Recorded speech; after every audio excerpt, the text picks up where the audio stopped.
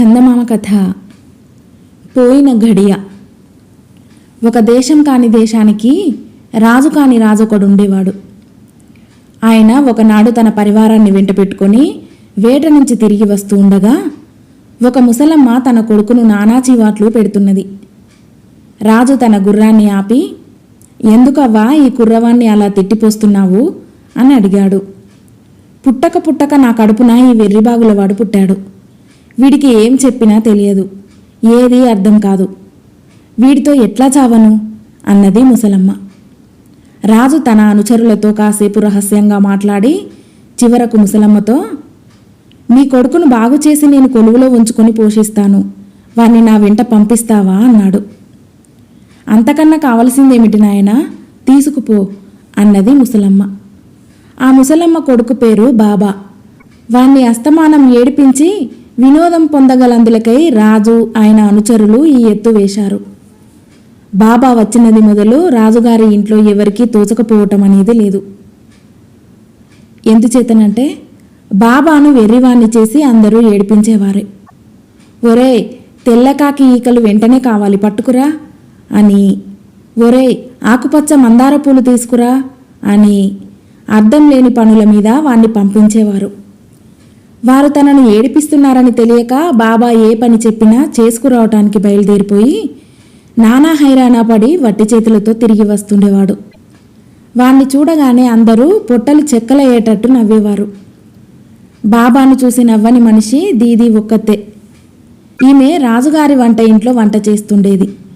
వయసులో బాబా కన్నా కొంచెం చిన్నది, చాలా మంచిది, మంచి అందగత్తె కూడాను. దీది ఒక్కతే బాబాను చూసి నవ్వేది కాదు.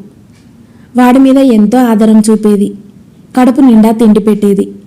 నీకు ఒక్కటి తెలియదు, వాళ్ళంతా ఏది చేయమంటే అది ఎలా చేయటానికి బయలుదేరుతావు. నిన్ను ఏడిపించటానికి వాళ్ళు నీకు పనులు చెబుతారు. ఎవరన్నా నిన్ను ఏ పని మీద నన్నా పొమ్మంటే బయలుదేరే ముందు నాతో చెబుతూ ఉండు అని దీది బాబాకు సలహా ఇచ్చింది. అది మొదలు బాబా తనకు ఎవరు ఏ పని చెప్పినా ముందు దీది సలహా తీసుకొని ఆమె చేయమన్నట్టు చేస్తుండేవాడు. ఇందువల్ల వాడికి కొంత అనవసర ప్రయాస తప్పుతూ ఉండేది. సాధారణంగా రాజుగారు సూర్యోదయం వేళకే లేచేవారు. అటువంటి వాడు ఒకనాడు ఘడియ పొద్దెక్కి లేచాడు. ఆయన తన పడక గది నుంచి బయటకు వచ్చి తన కోసం వేచి ఉన్న వారితో, "అయ్యో, ఇవాళ ఒక ఘడియ తప్పిపోయిందే" అన్నాడు ఎంతో విచారంగా. వెంటనే బాబా, "వెతుక్కురమ్మని సెలవా" అన్నాడు. అక్కడ చేరిన వారందరూ గొల్లున నవ్వారు. రాజుగారు మాత్రం బాబా కేసి తిరిగి, "వెళ్ళు, తప్పిపోయిన ఘడియను ఎలాగైనా తీసుకురా" అన్నాడు. బాబా వంటశాలకు వచ్చి దీదీతో, "దీదీ, నాకు వెంటనే భోజనం పెట్టు, నాకు పని తగిలింది. రాజుగారి ఘడియ ఒకటి తప్పిపోయిందట, ఎలాగైనా దాన్ని వెతికి పట్టుకురావాలి" అన్నాడు. దీదికి బాబాను చూసి జాలి వేసింది. "నువ్వు వెళ్ళకు, పోయిన ఘడియ మళ్ళీ రావటం ఎక్కడన్నా ఉందా? సాయంకాలం రాజుగారి దగ్గరికి వెళ్ళి ఎక్కడా కనపడలేదని చెప్పేయి" అన్నది. బాబా మొండిగా, "పోయిన ప్రతి వస్తువు దొరుకుతుంది. రాజుగారు అడగకముందే నేను తెస్తానని మాట ఇచ్చాను, వెళ్ళి తీరాలి" అన్నాడు.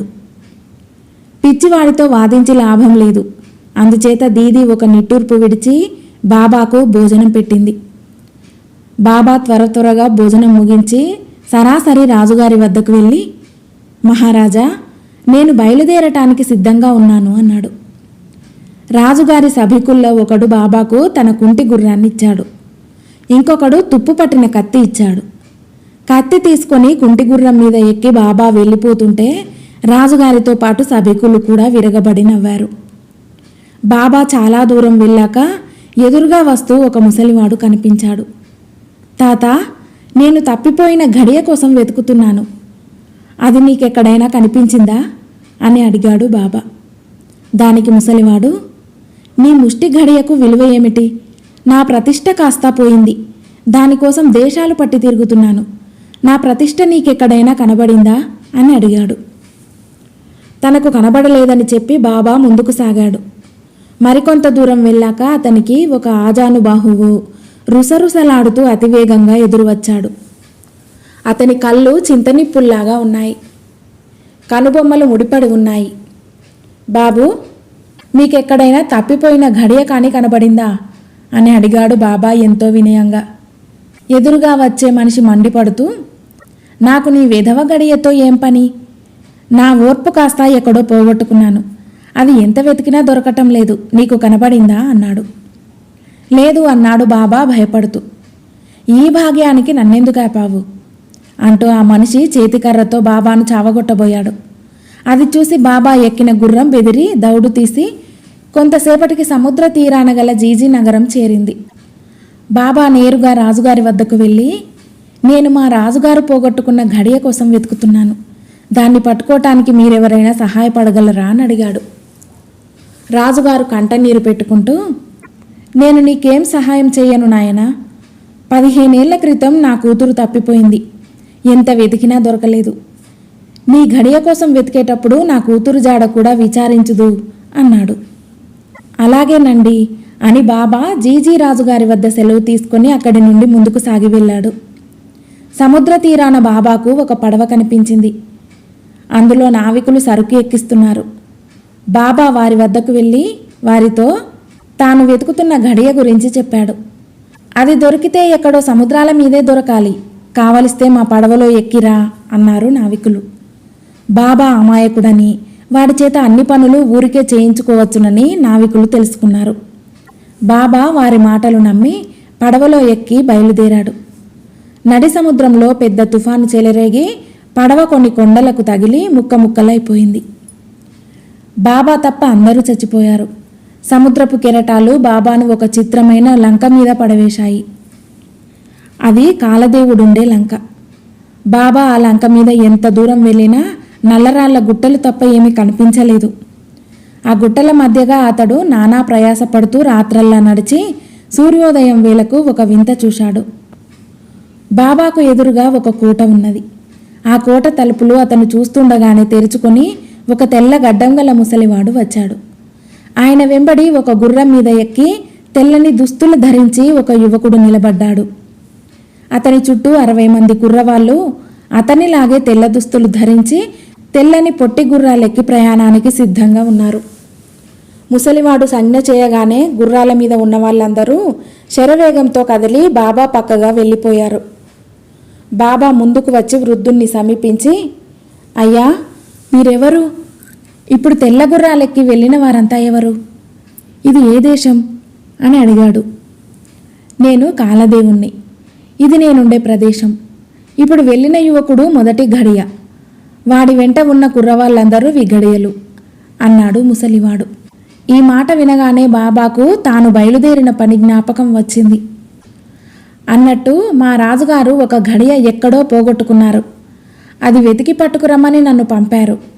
మీరు నాకు సహాయం చేయగలరా అని అతడు కాలదేవుణ్ణి అడిగాడు.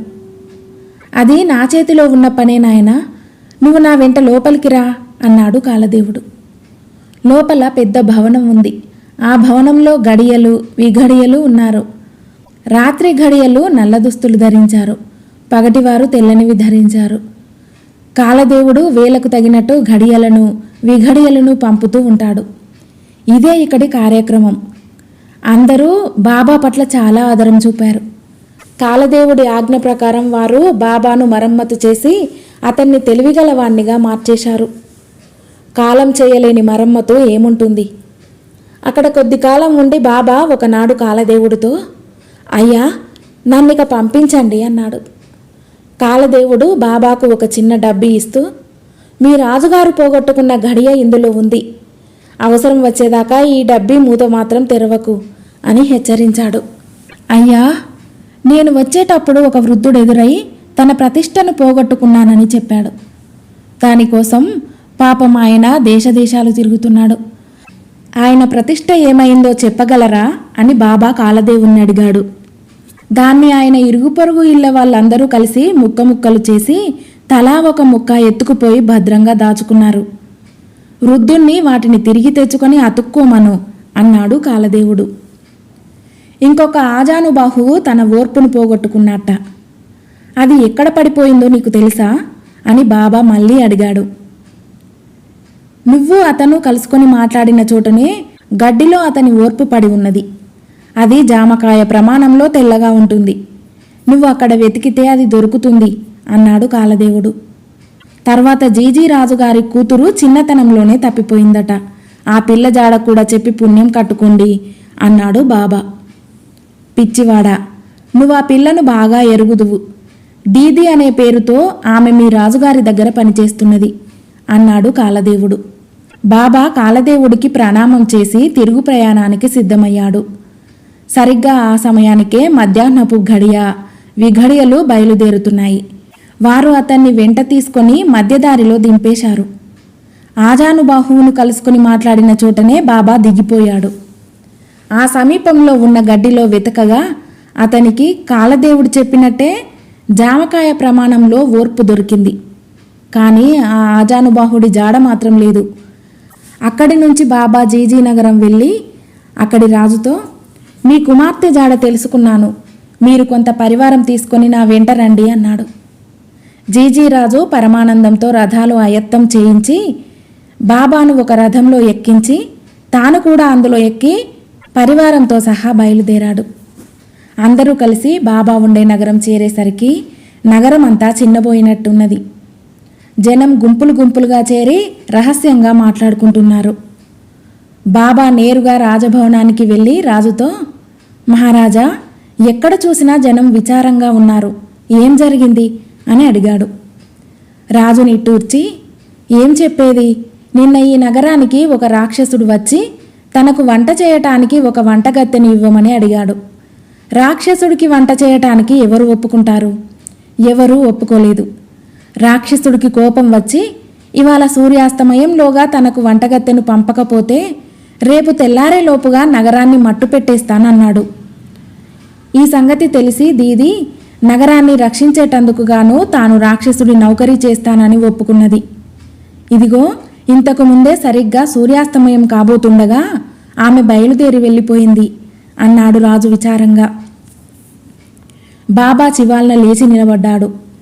అతను పడమటి ఆకాశం కేసి చూసి, సూర్యాస్తమయమై ఇంకా గడియ కాలేదు, ఈ గడియను వెనక్కు తిప్పి దీది ఇక్కడే ఉండేట్టు చేస్తాం అంటూ చప్పున డబ్బీ పైకి తీసి మూత తెరిచాడు.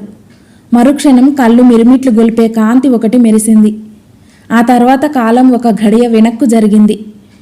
పడమటి వైపున సూర్యుడు అస్తమించబోతున్నాడు. దీది రాక్షసుడి వద్దకు బయలుదేరబోతున్నది. బాబా పరుగెత్తుకు వెళ్ళి ఆమె చేయి పట్టుకొని, దీది, నువ్వు రాక్షసుడి వద్దకు వెళ్ళనవసరం లేదు. ఇదిగో మీ నాన్నగారు, జీజీ దేశపు రాజుగారు అంటూ ఆమెను రాజుకు చూపించాడు.